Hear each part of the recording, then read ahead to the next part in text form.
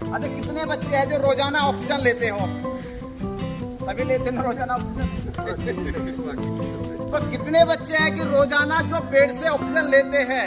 जो पेड़ आपको जीवन दे रहा है, ऑक्सीजन दे रहा है, तो कितने बच्चे हैं कि उस पेड़ के तने में एक लोटा जल डालते हैं? नहीं डालते ना। इसका मतलब वो तो आपको बचाना चाहता है, पर आप उसको बचाना